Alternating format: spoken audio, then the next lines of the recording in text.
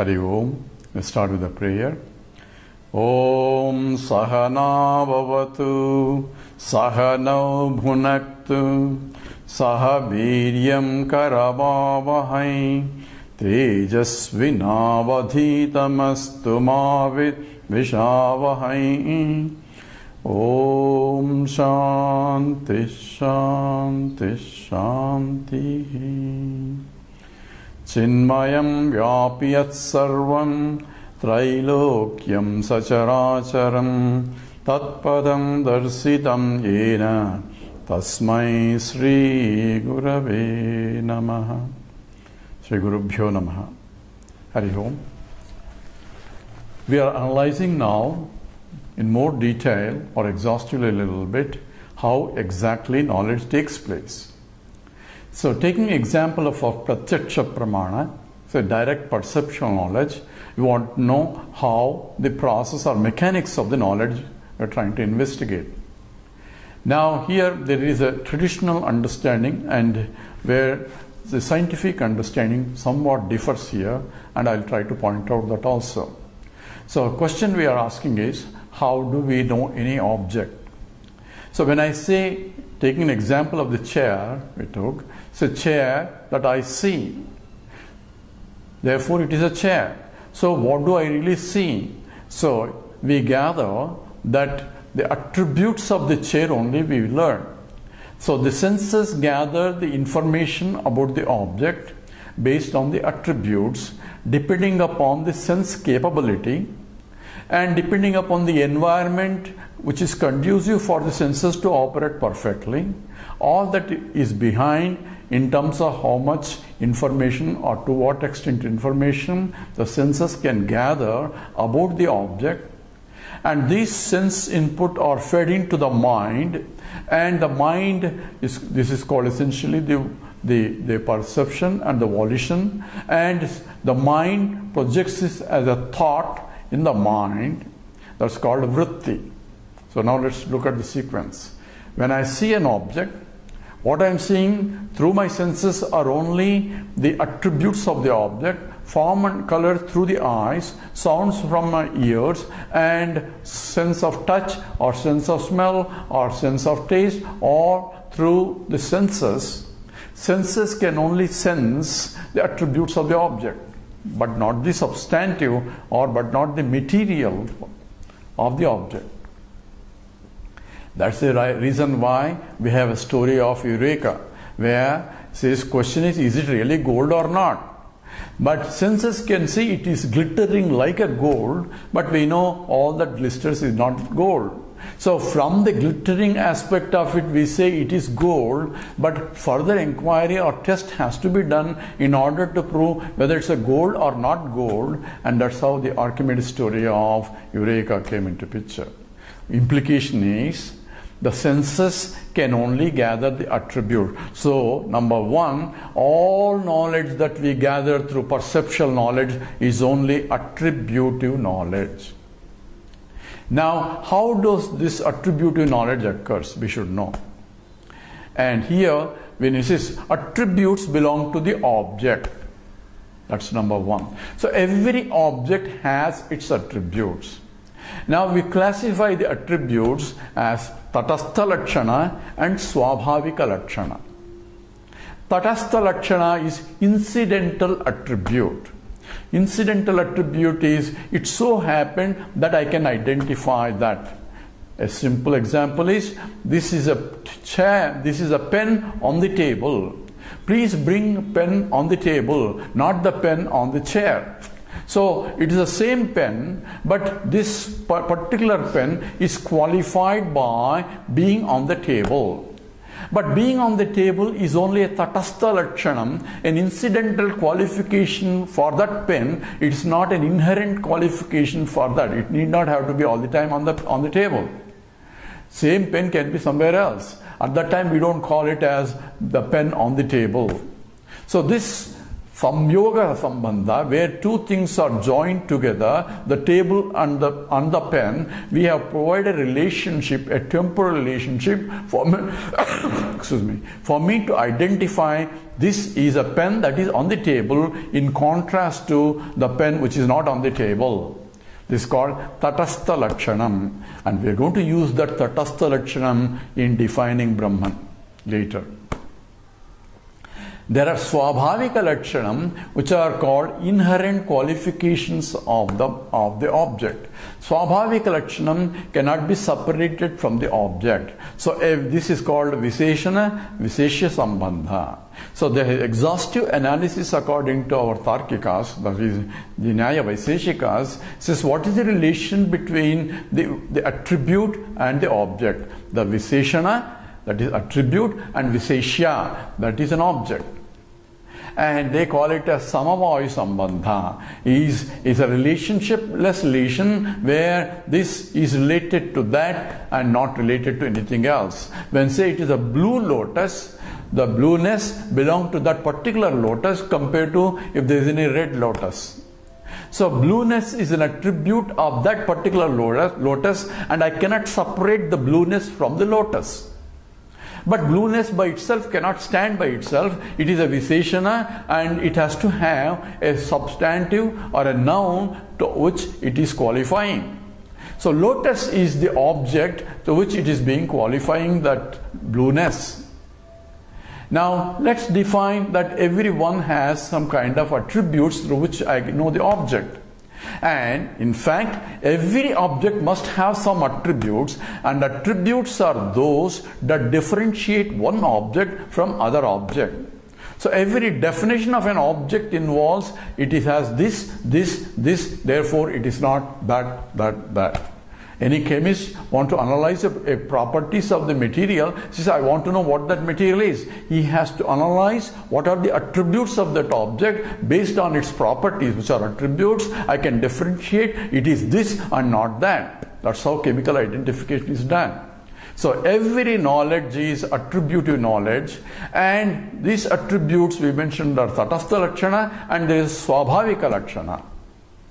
This is how up to Vedanta is going. Now, I'm going to differentiate in the Swabhavika Lakshana two types of Swabhavikam. One is called the necessary Swabhavikam, that means necessary attribute for the object to be that, and another is necessary and sufficient attribute. So here, at least in the mathematics, are very precise, where we call the necessary qualification and necessary and sufficient qualification. We are trying to differentiate now the Swabhavika Lakshanas into two types, and the necessary qualification and the necessary and sufficient qualification, and I give a simple example to illustrate that problem. When say this is sugar, so it looks like a sugar, it's a powdery white, and then say this is a sugar. So if I put into my tongue, then if it tastes like salt, I know it is not sugar. So what is necessary for it to be a sugar? Sweetness is a necessary qualification for it to be the sugar. So it is swabhavam. Its nature is to be sweet. Then only it's called sugar. But still, that attribute is not sufficient qualification to define sugar. Why? Because if it is sufficient qualification, it implies that if it is sweet, it has to be sugar and nothing else. That is called sufficient. That means that qualification is sufficient to identify the object has to be that and nothing else. But now we know there are so many things that are sweet. There are equals, aspartines, and all sorts of things that are available in the market that which are sweet but not sugar. Which means that sweetness is necessary qualification for an object to be a sugar, but it's not sufficient qualification to define sugar as sugar. It can be sugar or it can be something else. So now we are arriving at another qualification to define an attribute which is necessary and sufficient, and that is called Swarupa Lakshanam. Now let's look at, there is a tatastha lakshanam in incidental qualification. There is a swabhavika lakshanam, there is an inherent qualification. In that inherent qualification, we further differentiate that inherent qualification has to be also sufficient qualification. It is necessary but also sufficient. So how can some say some qualification is both necessary and sufficient? For that, mathematics is very clear. This is a direct statement. This is the sugar is sweet. That is necessary qualification. For sufficient qualification, we have to use a converse statement. Sweet is sugar, which is not applicable in the case of sugar. So sufficiency comes into picture when the converse is validated. Then only mathematically we call it is a necessary and sufficient qualification. You do not hear all these discussions in most of the Vedantic talks, but here we are being our critical mind. We have to clearly understand what is Swarupa Lakshanam and what is just a Swabhavika Lakshanam. So Swarupa Lakshanam is that because of which it is, and it cannot be anything other than that. That is Swarupa Lakshanam. So what is that what makes a sugar the sugar and nothing else? So we should tell what is the chemical formula of sugar. Take a simple example. H2O is water, or water is H2O. Now water is equal to H2O. We know, everybody knows that. But what is its nature? It is its Swarupa Lakshanam. It is an intrinsic qualification as H2O is water and water is H2O. Converse also it has to work. Therefore, every object can have a Swarupa Lakshanam. And this is being used to define Brahman also. So in later we'll talk about the Brahman is defined both as a Tatastha Lakshanam and also by Swarupa Lakshanam. In the Taittiriya Upanishad, it says, Yatova imani bhutani jayante, ena jatani jivanti, yatrayam sabisham visanti, tad vijnasasva, tad brahmeti. So that because of which the whole universe came, by which it is sustained, into which it goes back, that is Brahman. That is a Tatastha Lakshanam. What is a Swarupa Lakshanam? Satyam, Jnanam, Anantam, Brahma.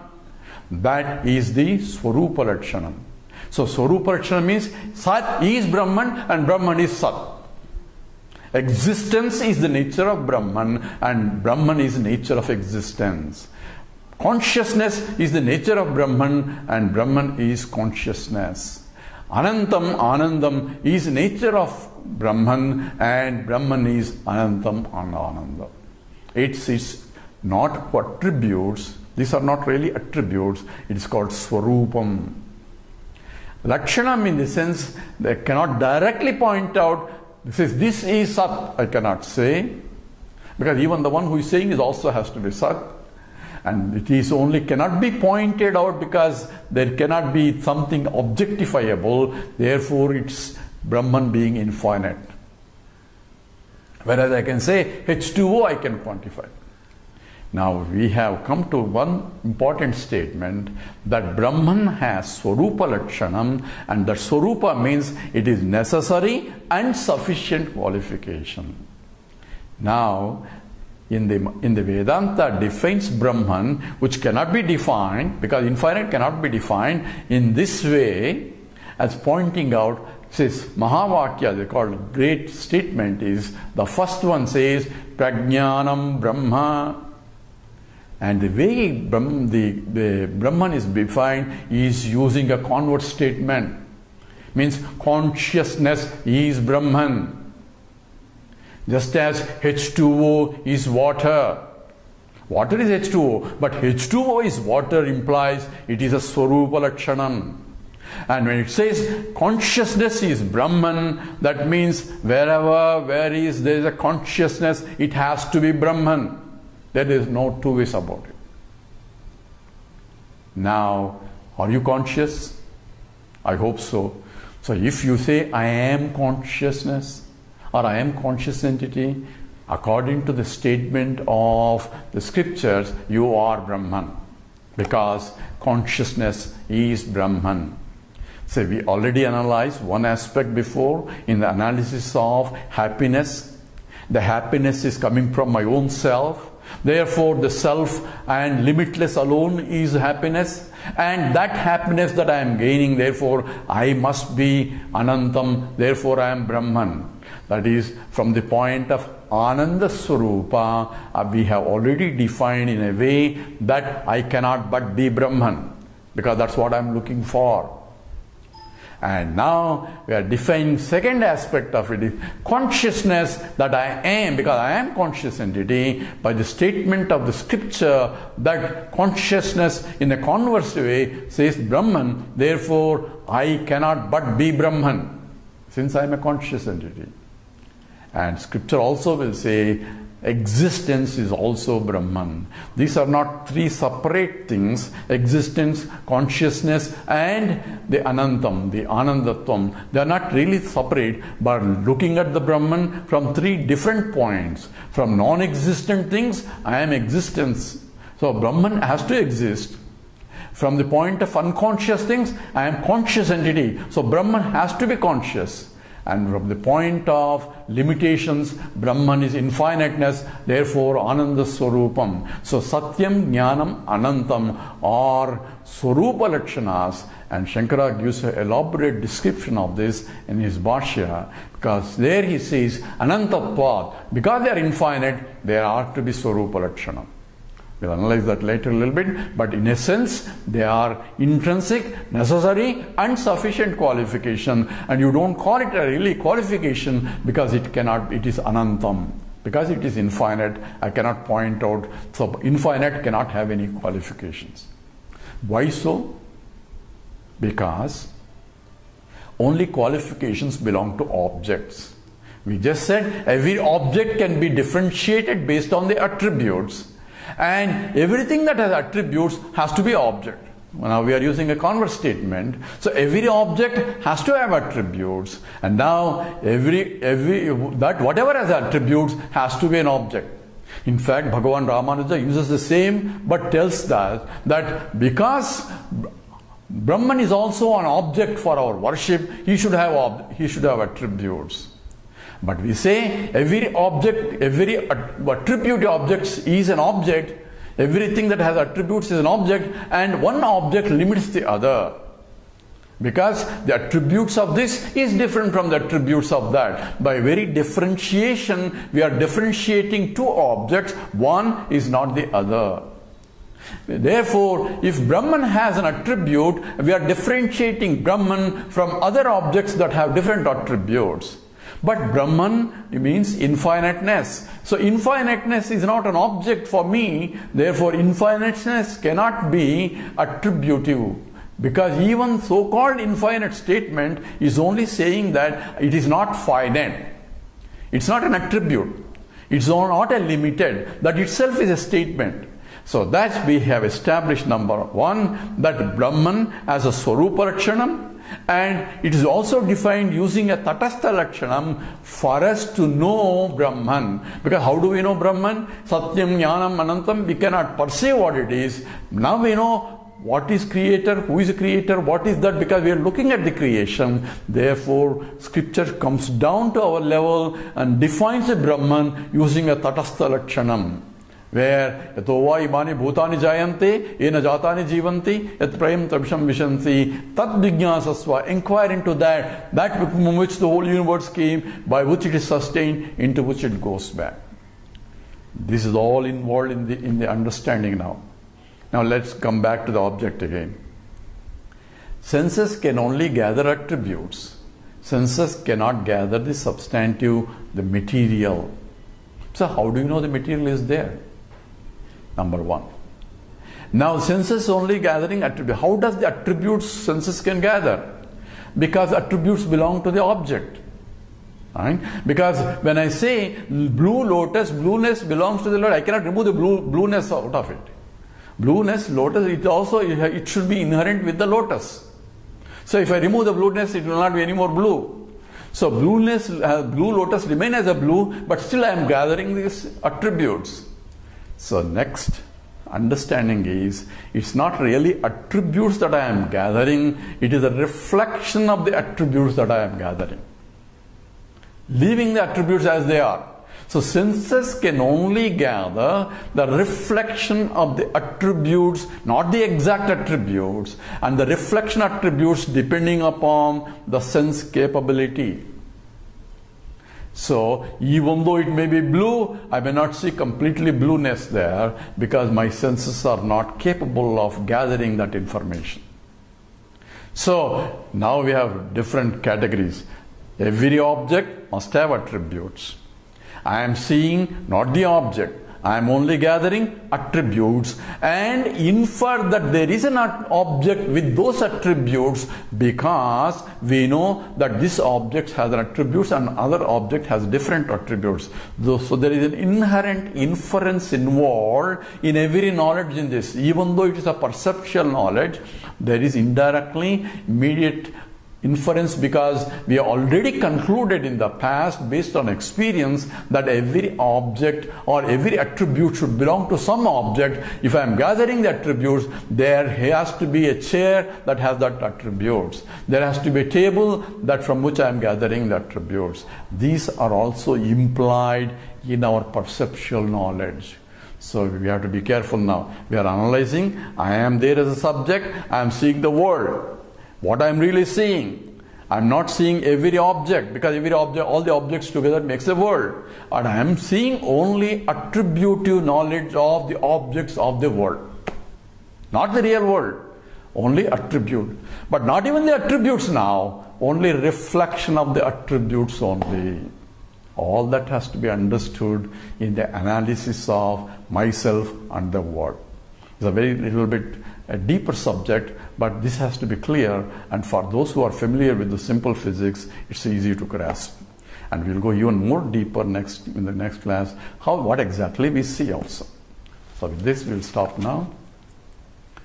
Om Purnamada Purnamidam Purnat Purnamudachyati Purnasya Purnamadaya Purnameva Vasishyati. Om Shanti Shanti Shanti. Hari Om. Sri Gurubhyo Namaha. Hari Om.